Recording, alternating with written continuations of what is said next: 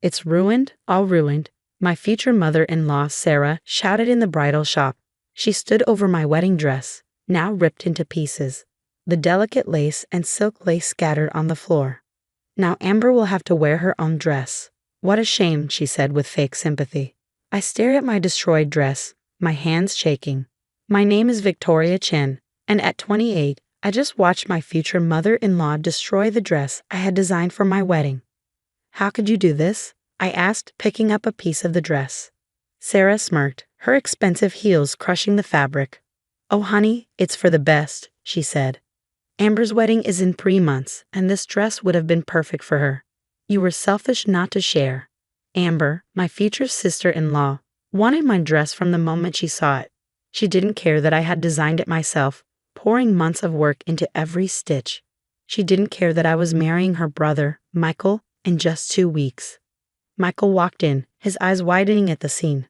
Mom, what have you done? He asked.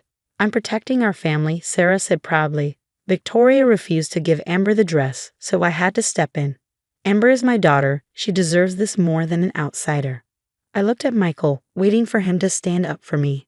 Instead, he sighed, running his hands through his hair. Vicky, maybe we can find you another dress?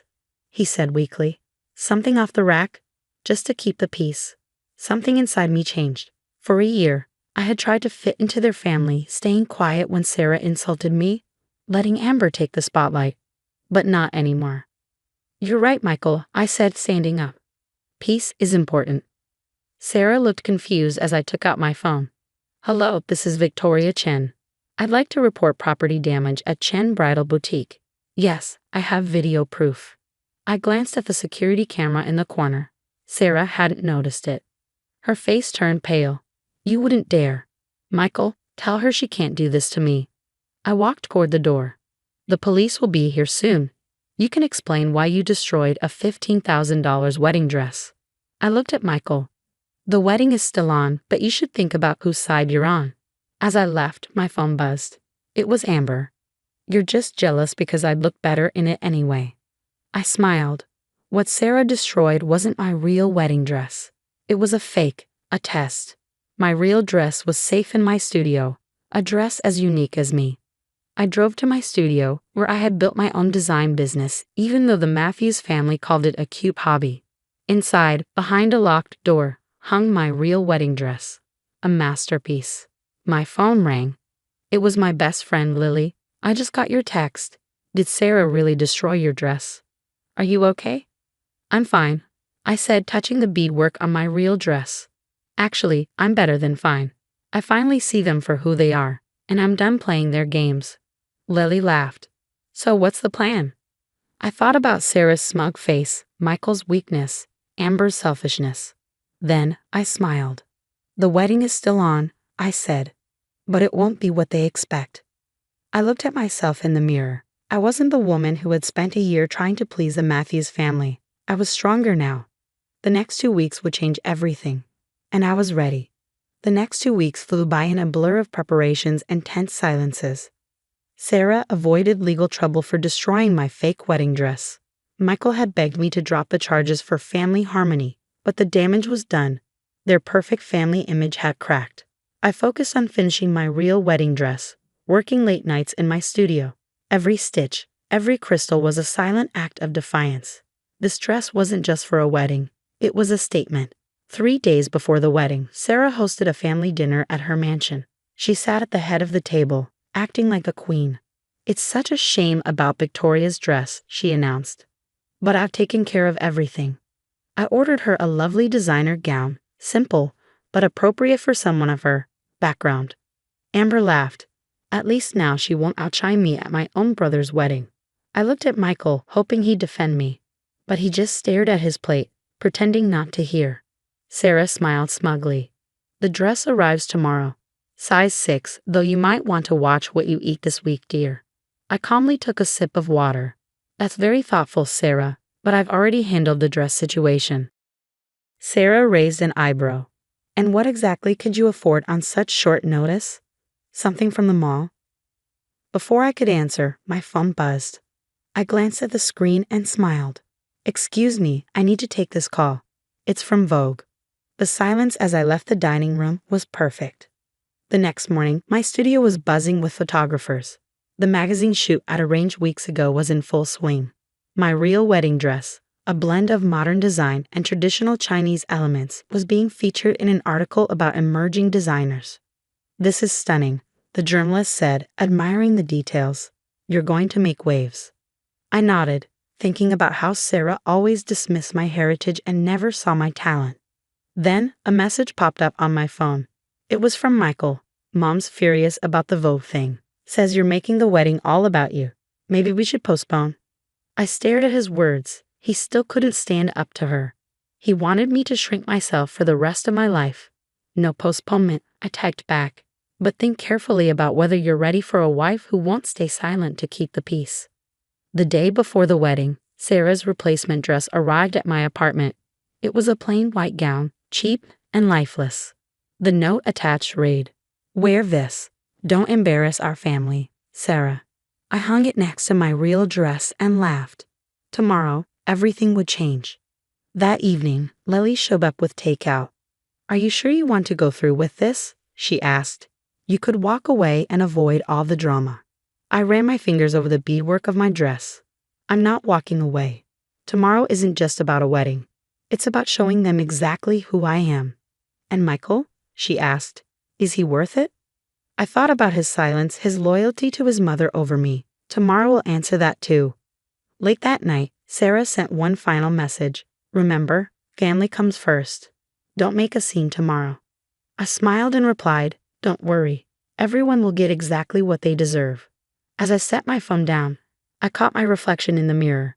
The woman looking back at me wasn't the same one who had watched her dress get destroyed 2 weeks ago. She was stronger. Tomorrow wasn't just a wedding. It was a reckoning. The morning of the wedding dawned bright and clear. The grand ballroom of the Four Seasons was decorated exactly to Sarah's specifications. All white and gold, elegant but safe. Predictable. I waited in the bridal suite, listening to the growing murmur of guests arriving. Sarah had already stopped by twice, ostensibly to check on me, but really to ensure I was wearing her chosen dress. "The ceremony starts in an hour," she announced during her third visit, barging in without knocking. "Are you?" Her voice trailed off as she saw the garment bag hanging on the door. "That's not the dress I sent." "No," I said calmly, applying my lipstick. "It's not." Sarah's face reddened. "You will not ruin this day with your stubbornness. I won't allow it." "You don't have to allow anything," I replied, standing up. "This is my wedding, and I'm done letting you dictate my choices." She stormed out, no doubt to complain to Michael. I took a deep breath and unzipped the garment bag, revealing my creation in all its glory. The dress was a fusion of cultures and innovation. Traditional Chinese red silk merged seamlessly with modern architectural elements, hand-beaded crystals catching the light like stars.